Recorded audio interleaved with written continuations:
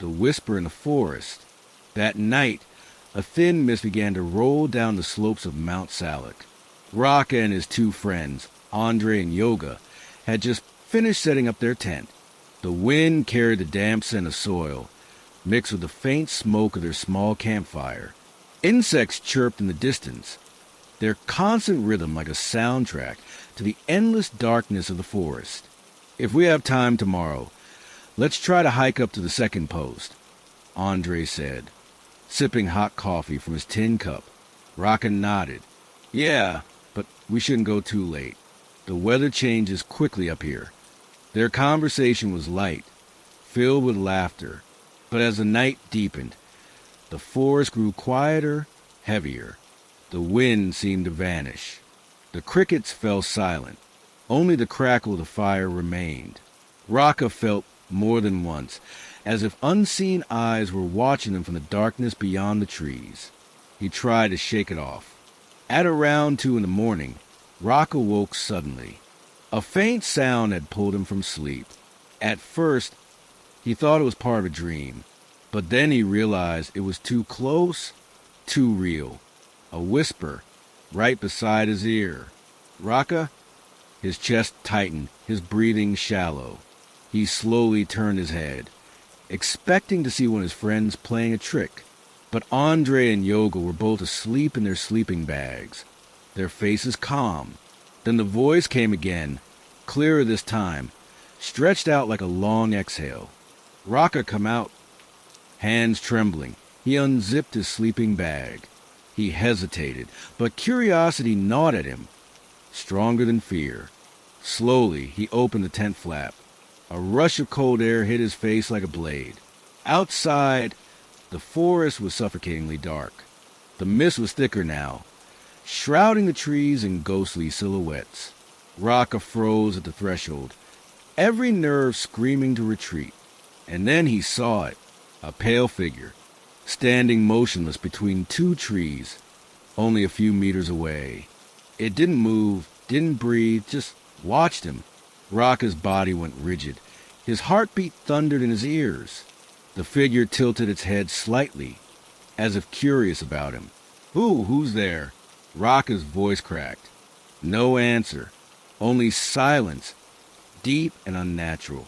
He blinked once, and in that blink, the figure was gone, vanished into the mist. Panic surged through him. He scrambled back inside, yanking the tent shut and pulling the zipper all the way down. He crawled back into his sleeping bag, shivering uncontrollably. He tried to close his eyes, but the whisper returned, this time pressing right against his ear, suffocating him. Don't sleep? Raka shook until dawn finally broke. In the morning, Andre and Yoga woke up to find his face pale, his eyes bloodshot as if he hadn't rested a second. When he told them what had happened, they exchanged uneasy looks, trying not to show their fear. But everything changed when Yoga stepped outside the tent and froze. He called the others. The ground around their tent was covered in footprints, tiny, childlike footprints, circling the tent again and again, as though someone had been walking there all night long.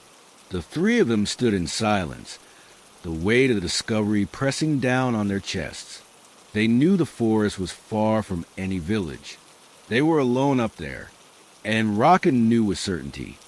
The whisper that called his name wasn't a dream. Something had been there, watching, waiting, and it might still be waiting for them to return. From that day on, Raka never returned to Mount Salik. He avoided any talk of camping in the deep forest, no matter how much his friends tried to convince him. Even years later, whenever he closed his eyes in the silence of night, he swore he could still hear it. The faint whisper of a voice calling his name, urging him to step outside into the dark. And somewhere in the misty woods, the whispers are still waiting for someone brave or foolish enough to listen. The tent that moved on its own. It was supposed to be a perfect weekend trip. A group of 6 university students decided to camp by a remote part of Lake Toba. They wanted to get away from the noise of the city, breathe fresh air, and spend the nights under the stars. The first day went smoothly, hiking, laughter, cooking instant noodles over a small fire, and singing songs late into the night. But on the second night, something changed. The wind picked up as they were gathering inside the largest tent, sharing stories. The lake, usually calm, seemed unusually restless. Waves slapped the rocks in uneven rhythms. The air felt heavy, pressing against their skin. By midnight, they had all decided to turn in. Not long after, it began. The tent shook violently, as if someone or something was grabbing from the outside and rocking it with tremendous force. At first, they all thought it was a prank. One of them yelled, "All right, quit messing around." But when they did a head count, every single one of them was inside the tent. The shaking stopped. For a few seconds, there was silence, thick and suffocating. Then came the sound. Footsteps, slow, deliberate, circling their campsite. Heavy, crunching steps that didn't match the weight of a human. One of the braver students, Armin, grabbed a flashlight and unzipped the tent just enough to peer outside. His hand trembled as he moved the beam across the trees and the empty lakeshore. Nothing, just mist, trees, and the black surface of the water.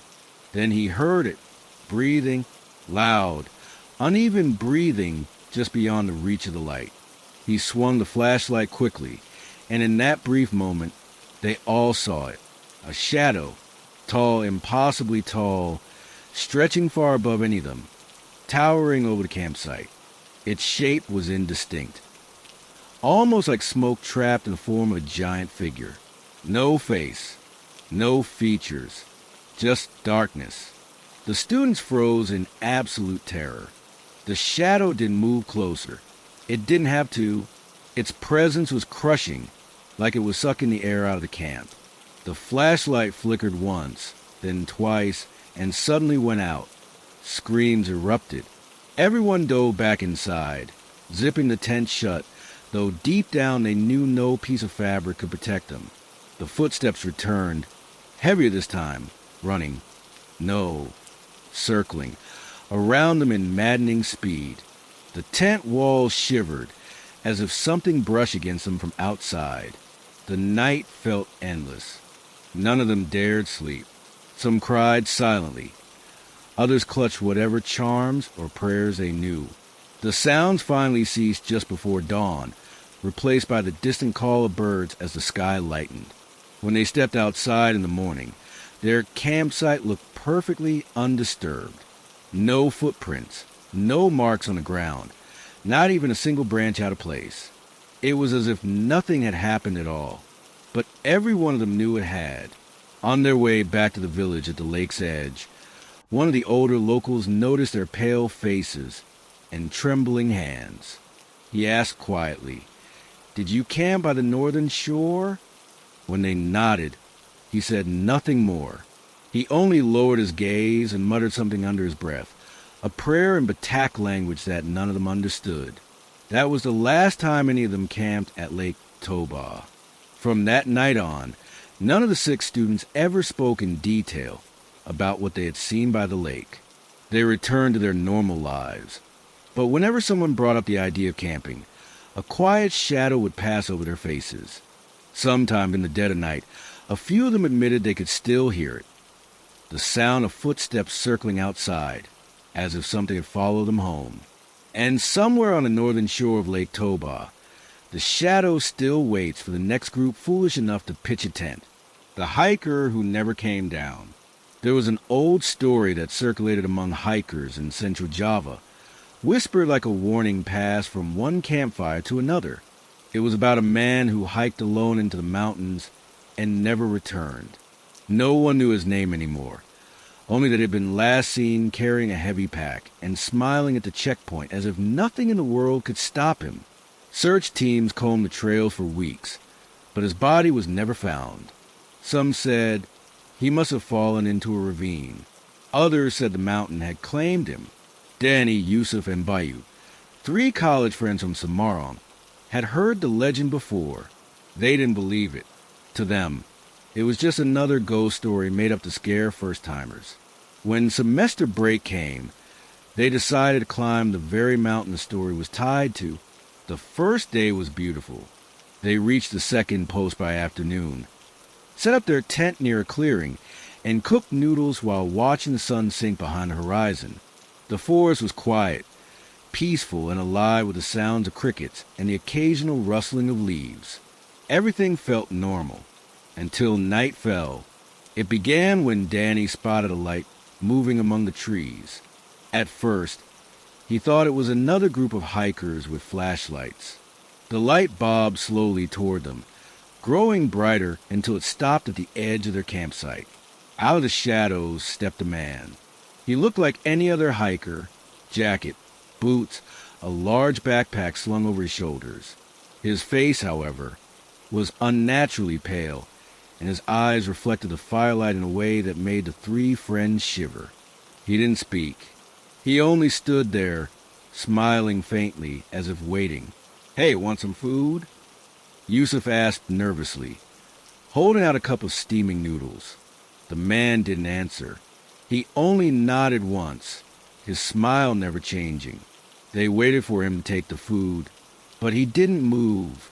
After what felt like minutes, the man turned slowly and began to walk back into the forest. His flashlight, so bright moments before, flickered out as soon as he stepped into the darkness. The friend sat in stunned silence.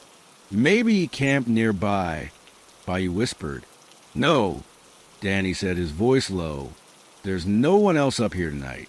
Remember the log at the base camp? We were the last to sign in." None of them slept well that night. Every sound, the snap of branches, the whistle of the wind, felt like the stranger's return. When morning finally came, they packed quickly and descended the trail, their nerves frayed. At the base, they told one of the rangers what they had seen.